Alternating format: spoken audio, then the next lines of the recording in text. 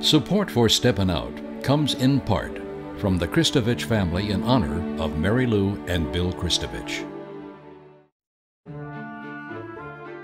This program is sponsored in part by the Eugenie and Joseph Jones Family Foundation, a local foundation proud to support the arts and culture in the greater New Orleans area.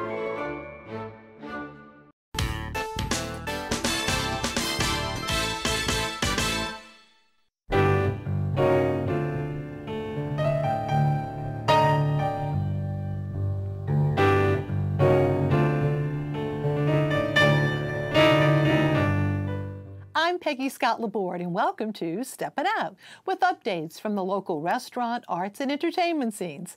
Joining me, Poppy Tooker, host of Louisiana Eats on WWNO Radio. Hey, Miss Poppy, how you doing? Hi, Peggy. Good. Nice to see you. You too. Ian McNulty, food writer for the Times-Picayune, New Orleans Advocate. Hello, Mr. Ian. Hello, sir. Hi, Peggy. Hi. Hey. Doug MacCash, who covers the city's arts and culture scenes, also for the Times-Picayune, New Orleans Advocate. Hello, Doug. Hello. And Alan Smason of theatercriticism.com and the Crescent City Jewish News. Hey, Alan.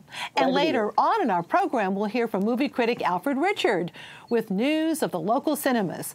Poppy, glad to hear about one of the best dining deals in town. Yes, indeed. And of course, this comes with the reopening of both the Bourbon House and the Palace Café. So it's time, as it has been every June for decades now, for temperature lunch. And it's going to be happening at both the Bourbon House and the Palace Café, Monday through Friday. It's a 2-course lunch that is only the price of whatever the previous day's high temperature was. So it gets up to 85, then that's an $8.50 2-course lunch. And oh my gosh, the food is delicious. It's different every day, and some of the specials that they've run in the past include smoked lamb belly with pickled carrot and cabbage slaw and shiitake mushrooms and a coriander vinaigrette. Doesn't that sound delicious? And how about some fried oyster cakes with a crawfish velouté? Yum! So head on down to the Bourbon House and the Palace Cafe for lunch on weekdays, and the Palace Cafe is also serving brunch on weekends again, too. All right. Thank you so much, Poppy. Over to Ian. Ian, you're venturing out now to restaurants, getting inside the restaurant, but there's a different feel, isn't there?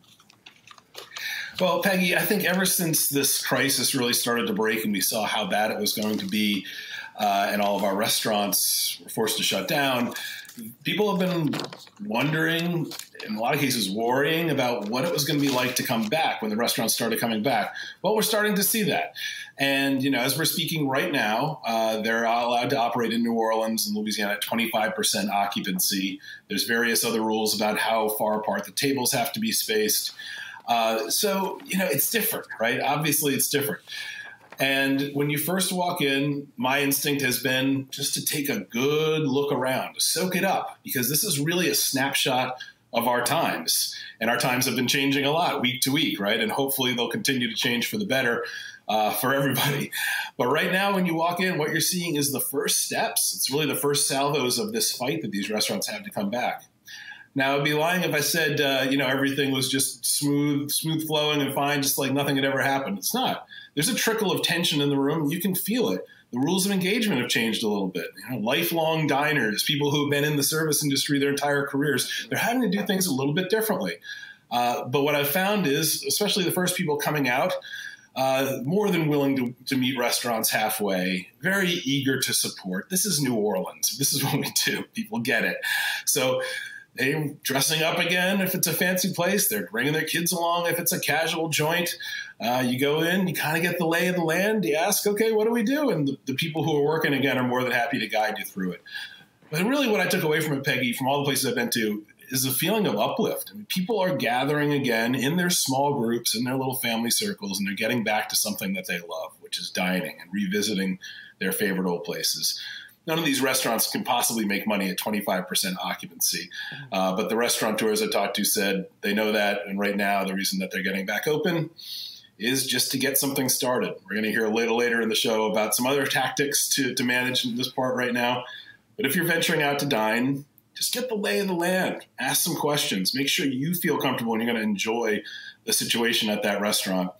You're definitely going to remember it. It's a memorable time to be seeing our restaurants here. Yeah, and you have to really get used to the fact that the waiters are wearing masks. You know, there is, They're wearing masks, yeah. You just got to get used to it. Which, at the beginning of this, that sounded so bizarre. But now, look around. Masks are standard uniforms for people that are getting back to business. And it's a step to get us back to normal. Each of these phases is a test to see if businesses and communities can pull this off. And that's a tool in these tests. That's all it is. All right, Ian, thank you very much. Over to Doug. Doug, there is an artistic tourist attraction that is hankering to open, but there's a little bit of a glitch in the way, isn't there? That is true. There's a big glitch in the way. Jamnola is a new sort of art attraction that's trying to open up in the Marigny. It's under construction. The title stands for Joy, Art, Music, New Orleans, but there hasn't been much joy so far. This is not a gallery. It's not a museum. It's more like, imagine a Halloween haunted house. It's sort of a maze, except for instead of encountering frightening things in the rooms, you're going to encounter art phenomenon. For instance, they're going to have Bling Bayou, where you enter a glittering swampscape made out of sequin and Mardi Gras beads and all. Those sort of experiences. The trouble is, they intended to open for Jazz Fest, to take advantage of the large crowd that was going to be in town. But that was impossible for obvious reasons, because right about at that time, the coronavirus came to New Orleans. The artists weren't able to go to work and finish the installations. So the place, went into a sort of limbo for the last 2 months. The man behind Jamnola, Johnny List, said that it's been touch and go because since he had never opened and since he didn't have employees yet, he didn't qualify for the kind of government assistance that an ongoing business might have gotten. Well, now time has gone on, phase 1 is underway, and the artists are able to come back and work. Now they work in social distance and in solitude, but they're able to get going. But now there's another problem, and the problem is that those exhibits weren't designed with coronavirus in mind. So some things have to change. For instance, Marcus Brown, wonderful artist in town, was designing a touch-activated musical installation. Well, obviously you can't use touch screens these days. There was going to be a hallway with huge fabric feathers that came down, and you found your way through the feathers, and that's impossible. So not only were they delayed, but now they have to undergo a redesign. The project was estimated to cost about $700,000. Wow. I know. I'm really pulling for them. They hope to be open by July. All right. Doug, this is near Noka, or is it within the Noka compound? Or it is. It's within the Noka compound. Okay. It's on Royal Street. I have the address. It's 2832 Royal Street. Okay. There's nothing there yet, but all there right. will be. Opening soon. And on to Alan with some news of local playwrights. Yes. Well, first off, I wanted to give a big shout out, kudos to Allison Logan, who played the part of Marilyn Monroe in Marilyn God by Rosary O'Neill. This is the first time this play was seen in about a decade. And of course, also going out and playing in all the voices of God, as you will, and the other voices was Robert Pavlovich. Excellent job. And I really just want to let people know that this is an endeavor, not only on my part, but just an opportunity to let people who are creative have a good time in terms of bringing older works back to the fore. And we're trying to do that as best as we can on the NOLA Theater Folk Facebook group and on NOLA Theater Talk on Monday nights. Now, that brings up the other exciting news. Not only are we able to talk about the fact that we just presented something by a local playwright, but yet another local playwright is going to be unveiling John Bigonnet, his work Rising Water will be seen and heard on June the 29th over the Facebook feeds that we're going to be having. And again, those of you who had not seen Rising Water when it was presented back in, I guess, 2007 or so, please keep in mind that that's the first of his trilogy. We hope that eventually we'll be able to see all 3 parts of the trilogy. So there are 2 other playwrights that I'm in discussion with right now. One which was going to be presented at the Tennessee Williams New Orleans Literary Festival. That is going to hopefully be presented, as well as another local playwright who's gotten some great success outside of New Orleans, who may be presenting one of her earlier works, and that's enough said on that. So this is all online? Alan, so these are going to be all online soon? Okay. Absolutely, absolutely. Okay. On Monday night. Okay. Now, let me talk also about something else that we wanted to mention, and that was last week, the Andrew Lloyd Webber channel that they have on YouTube called The Shows Must Go On. They announced at the last minute that The Sound of Music, which, of course, was going to star Carrie Underwood and Audra McDonald, was postponed because they were not able to secure the performance rights. And earlier in the week, they said the same thing about Hairspray Live with Harvey Fierstein and a whole bunch of other people. Well, guess what? They did secure finally the rights. So this Friday night, tonight, we're going to be able to start watching this. Again, this is going to be Mark Shaman and Scott Whitman's award-winning musical. Again, you've got some amazing people in it, including, of course, Kristen Chenoweth, Jennifer Hudson, Ariana Grande, Martin Short, and others. This is going to be a great one to see. All right. Thank you so much. Back to Poppy with more restaurant news. Well, one of my favorite little gems in the French Quarter just reopened, and that's Eat Nola on the corner of Dauphine and Dumaine Street. And some things have changed there a little bit. Jared Sarang has greatly expanded grab and go, and there's delicious things in the grab and go case, like mac and cheese and gumbos and soups and fantastically wonderful desserts. There's salads too. And also the full menu is available at Eat Nola too. With dine-in available, there's a second case though that to me is like a little bit of magic. And that is filled with the goods from Wayne Jacobs Smokehouse. And so that's going to be cracklins and andouille and hogshead cheese and the best bacon that you ever tasted. You can also get it to go kits with a gumbo kit, a jambalaya kit. Now that eat in full menu that you can also get for takeout and delivery, stuffed peppers, fried chicken, smoked ribs from Wayne Jacobs, burgers, of course. It's a delicious menu, and it's just a beautiful little jewel of a restaurant. And then Wayne Jacobs Smokehouse in La Place, they never close. They're open from 11 a.m. to 2 p.m. Monday through Friday for lunch, and they serve brunch on Sundays. And oh, it's an easy trip and delicious. All right, thank you so much. Wayne Jacobs. All righty, and back to Ian. For many restaurants, takeout and curbside is still the way to go, huh? Yeah, that's right. What we're seeing, Peggy, is across the dining scene, so many different options for restaurants to get back into business, to maintain business, and that means a lot of different options for us as diners and as customers. So, we talked about dining out, what it's like to go to the dining rooms these days. Well, for some people, they're not there yet. In their minds, they want to see how this goes a little further. Some restaurateurs are that way too. And frankly, in some cases, the business models and the places where they are at with their businesses are dictating takeout only for now. Now, these places all want to get back to being conventional restaurants, as we've seen. But for now, they're functioning in takeout mode, and it's playing out differently in different places. Mofo is one example comes to mind. They have been closed since mid-March when this first all started breaking on us. And they just came back about a week ago, and they decided we're going to stick with takeout for now. We're going to do our soups and our banh mi sandwiches and our noodle bowls and such. And we're just going to do it for takeout. That's the way we're going to serve our community. That's how we're going to get back rolling, get on our feet. Over on the West Bank, something very different. We're going from Asian fusion in Mid-City to old school Italian. Mosca's, right? The great old classic gem out there by Highway 90. Sticking with takeout. Guess what? Those dishes travel pretty well, you know? the oysters, the chicken a la grande, all that stuff. I've even heard of one couple who pulled up in their RV so they could eat their takeout That's clever. right there in the parking lot. Yeah, I've never wanted an RV more in my life, trust me. And then, you know, you got places like Grigri up on Magazine Street in Lower Garden District, Eric Cook's Modern Louisiana restaurant. Getting back to business right now is vexing for a lot of these restaurants. They're running with a very small crew over there, just enough people that they can get in there and work in the kitchen. So takeout is what they're doing right now with, you know, quarts of their gumbo, pans of their bread pudding, and they're slowly working back in some of their signature dishes to expand that menu.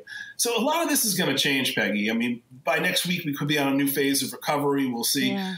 But I think takeout is going to be an option that sticks with us for a long time. These places, it's working out for them right now. Thank you so much, Ian. And back to Doug for a moment. Doug, Marigny and Bywater has become a village full of murals.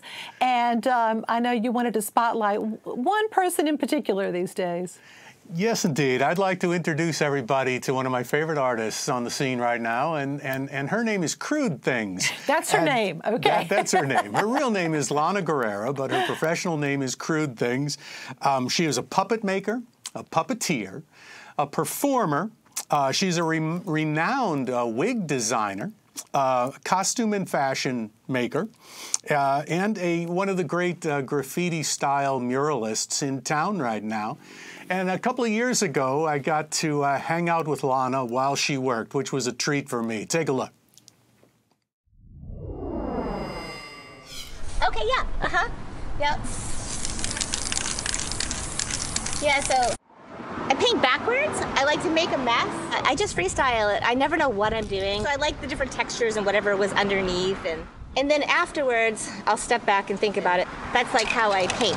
I think it's like kind of like childlike art, raw and messy, and yeah, like just to kind of be like, oh, it's cute, but it's scary. It's scary, yeah, like a kid's imagination. You know, you're like scared of things under the bed, or you know, that kind of a thing. You're like, we are in the Marigny. Are you painting with permission of the property owner? Yes. That's what I like about New Orleans. Everyone is like super nice. Oh, this tattoos. These are tattoos? Yeah. It used to be makeup. So then it just became permanent. So then you can go outside in the rain and not have to worry about it. Don't get paint on the art critic's clothes. Exactly. That's a bad move. Exactly.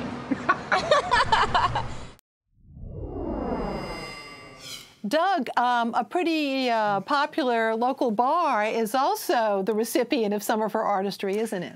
Yeah, I think Crude Things' most recent work in New Orleans is the face of the Carnival Lounge on St. Cloud Avenue. It used to be Siberia. It used to be Siberia, right? And I highly recommend it. Now, she told me, especially when they're able to open the doors, when they open the big doors in front of the nightclub, there's going to be a huge, like, 8 or 10 foot skeleton on one of the doors to keep the doorman company while people come and go. I love that.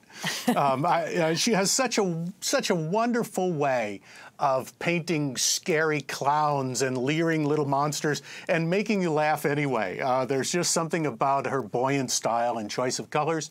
And she is enjoying some celebrity attention. Apparently, Michael Jackson's daughter, Paris Jackson, became a fan of Crude Things and has invited her to do the record jacket for her upcoming album. Wow. How about that? That's impressive. I love the fact that you asked her, did she have permission to do these? And she nodded yes. Yes, I think that's typical of Crude Things. Yeah. All right. Thank you, Doug. Back to Alan. Spotlighting yourself, a new local theater group. Must be hard to do all this these days online, though. Well, it is, but I can also tell you that another local New Orleanian by choice, Mark Cartali, is up in Provincetown spending the summer, as you will, shuttering in place. And, you know, normally they wouldn't be able to present anything in Provincetown. Normally they have the art house there and they have all these different famous stars from Broadway. Well, they've reinvented themselves. The Seth Rudetsky shows are the result. And what's happening is they're going to have 3 major stars from Broadway appearing, starting up this Sunday night. And then that'll be, of course, Kelli O'Hara, the Tony Award winner from The King and I. And then coming up in another few weeks on the 14th, Flag Day on June the 14th, will be Jeremy Jordan, who will be appearing. And then the following week, Jessie Mueller will be with Seth on June the 21st. And normally these shows cost a great deal more than that. The tickets are only $20 and $25 if you sign up at the last minute. So keep that in mind. And also, I wanted to talk a little bit about what's going on with Give Nola Day. There's so many different theaters, and we have a slew that are all looking for money this year especially. Last week we talked about 2 of them, Rivertown and Summer Lyric, but there's also Le Petit, Summer Lyric, Southern Rep, Tennessee Williams New Orleans Literary Festival at Tulane, the Goat in the Road Productions, the NOLA Project, Art Spot Productions, the Marigny Opera House. All of these need your help, and they need you more than ever to give generously. Yes. And Alan, there's Crescent City Stage. They're doing Ibsen online. I saw that recently.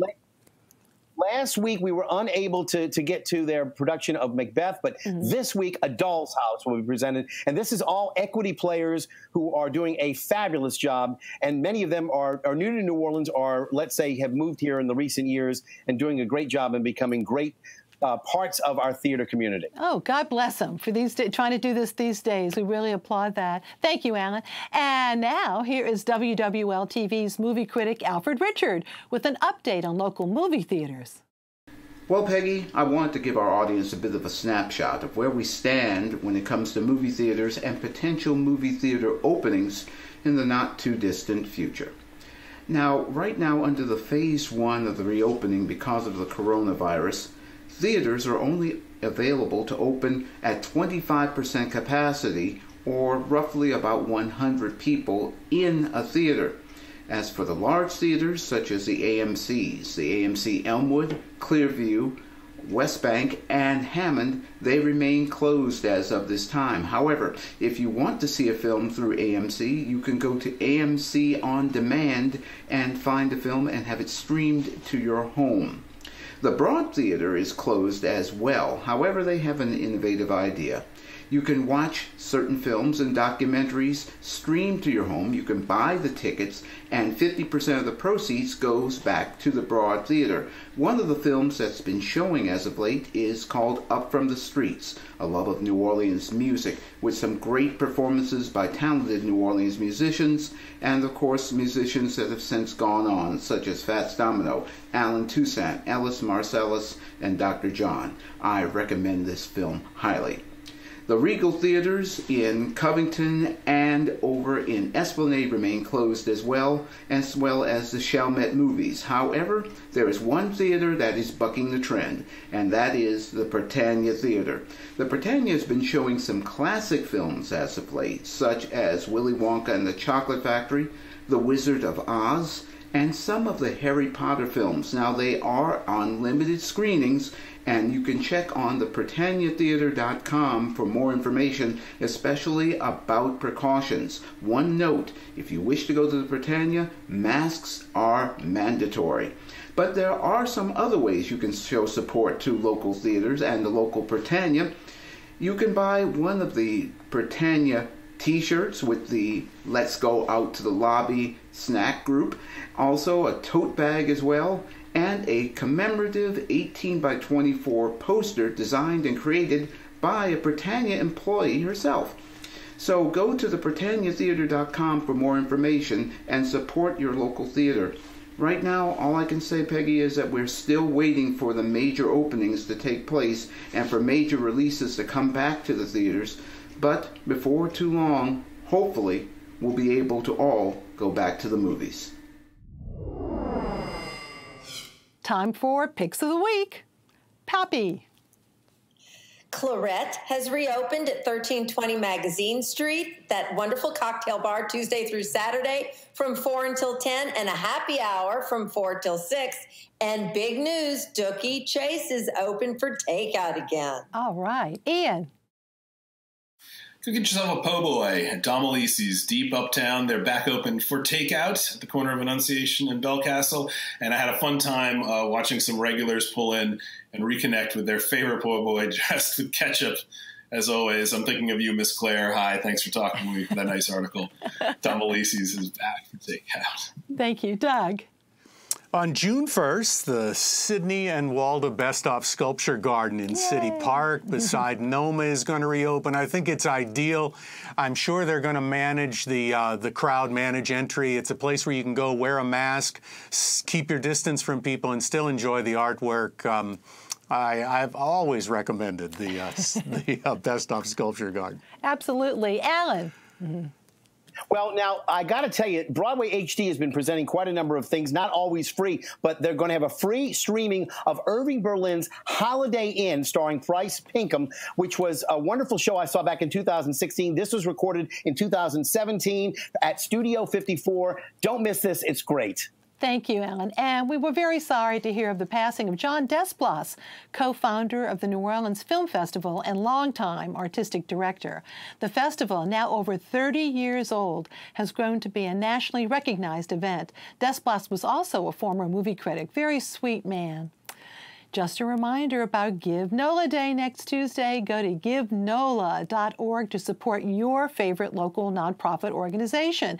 And we certainly hope that one of the ones that you might be considering is WYES. Thank you all so very much. Thank you, everybody. And thank you very much for watching. Good night.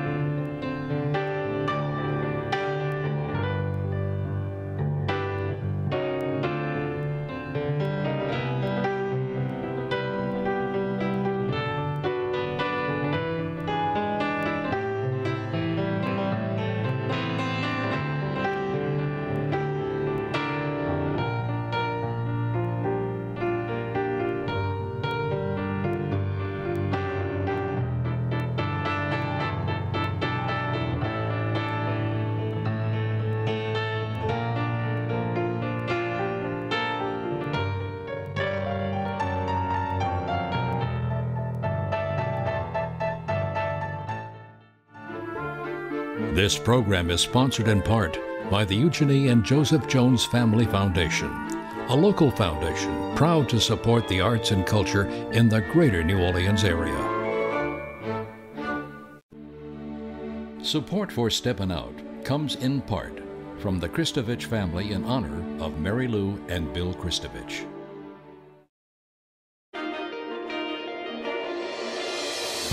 In 2018, our city will commemorate its founding 300 years ago. In celebration, WYES presents this tricentennial moment.